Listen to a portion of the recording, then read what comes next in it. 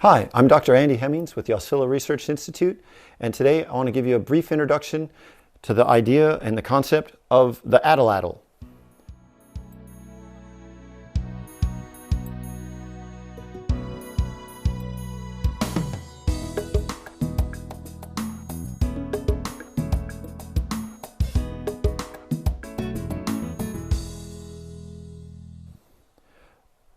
What is an Atlatl, you may say?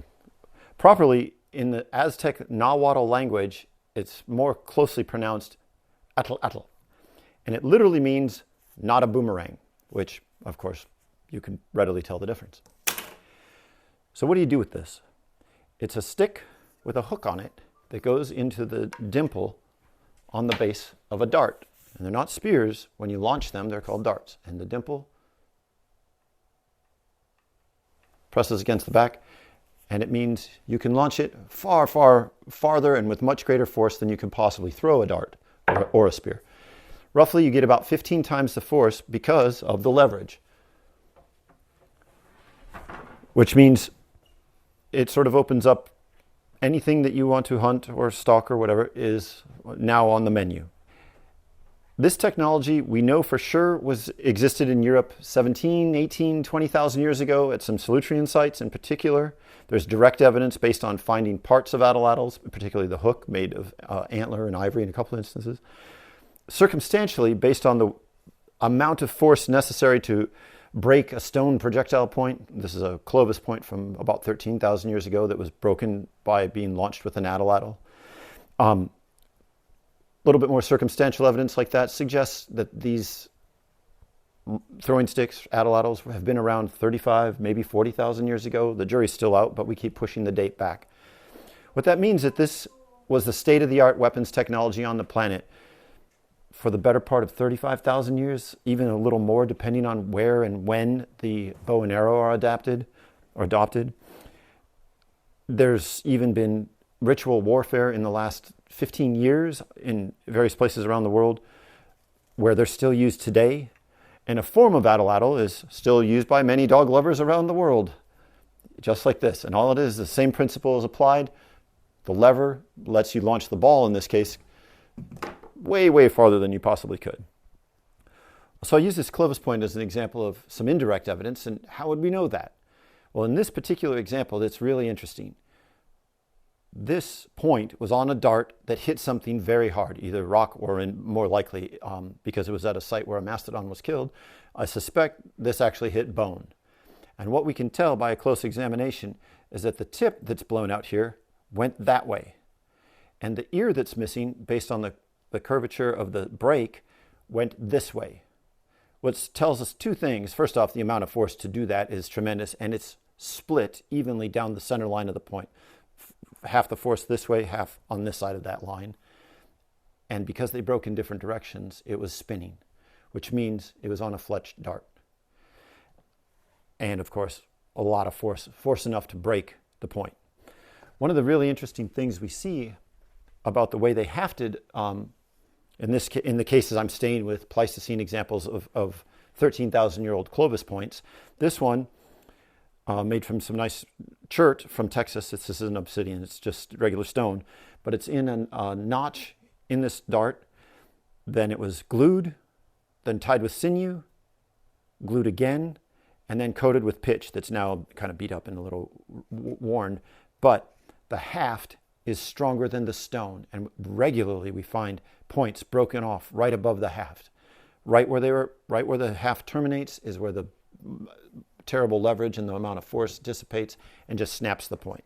Here's a broken dart that has a Clovis point hafted in it that shows a little bit more about how important hafting was and what it really can do.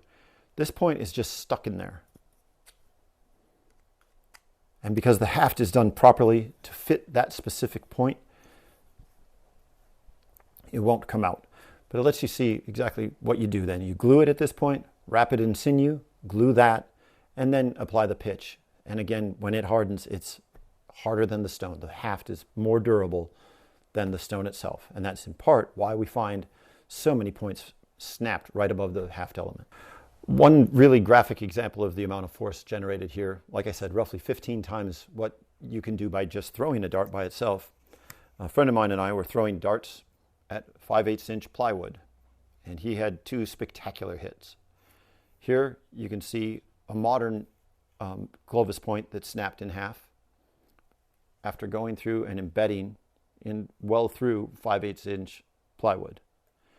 We used a bone point, very similar to several that have been found here in the Oscilla and a number of other sites all across North America. Here you have the entry and exit wound through the first piece of 5/8 inch thick plywood.